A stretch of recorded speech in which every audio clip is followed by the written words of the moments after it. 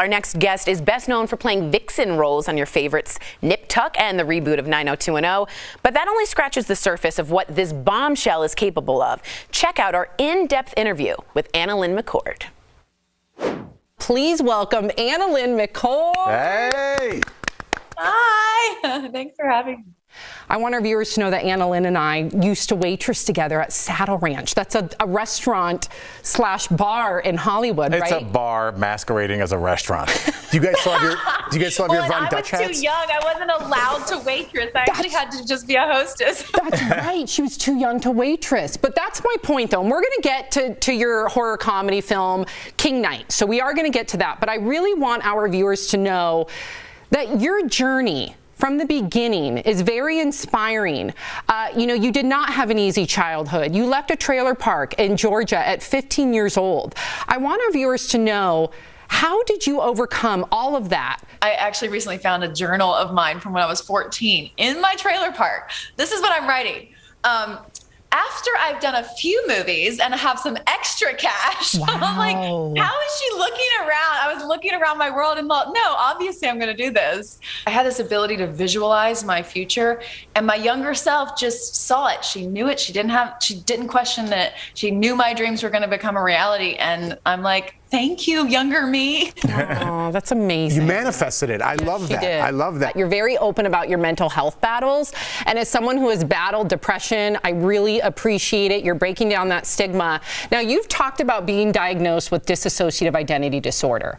How did you manage and cope? Absolutely. So DID is Dissociative Identity Disorder. It was formerly known incorrectly as multiple personality disorder, and so it's really been bastardized in the world. And I've come out about it to kind of talk about how wrong everyone's gotten it and try to give some support to sufferers so that they'd feel a little more seen. I always describe it as a mirror. If you stand in front of a mirror, you're a whole person. But if someone takes a hammer and hits that mirror, you can look at 100 different yous in that one frame. Wow. And now you're separated in all these places. So for me, I didn't handle it very well. I lost my house. I lost my love for what I did as an actress because I couldn't cope with everything that came with acting. I loved acting, but everything that came with it overwhelmed me. It exacerbated my anxiety. It dropped me into depression, and obviously suffering from this thing that I didn't know I had and didn't even know why I would have had it until I was 31 and my memories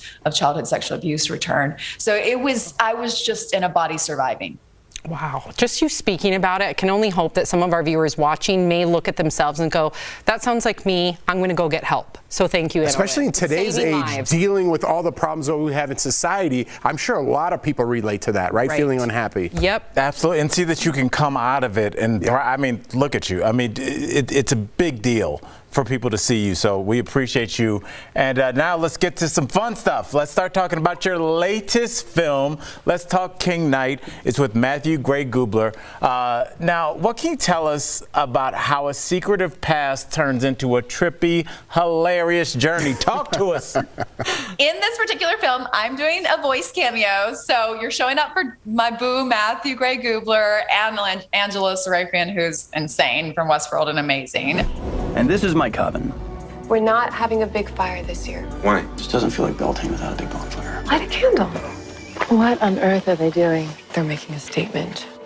It's like this guru meditation lifestyle. The coven is like, exposing all of these things that are actually really human, about self-acceptance and growth and things like that. But just in this high stakes situation where it's witches and it's a coven. So why wouldn't you love it? Before we go, I just want to touch on, AnnaLynne, where can people go who can help you? Because for as long as I've known you, she was advocating on behalf and helping sex trafficked victims. How can our viewers help you accomplish this? Thank you for highlighting this, Sam.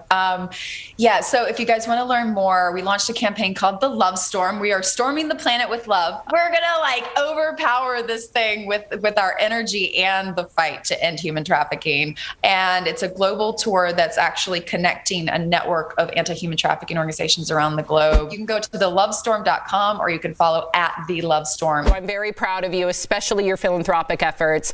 And for all of you out there, please catch King Night in select theaters on demand and digital on February 17th. And of course, lovestorm.com. Very important stuff. We'll be right back. Thank you so much, AnnaLynne. Thank you. Thank you.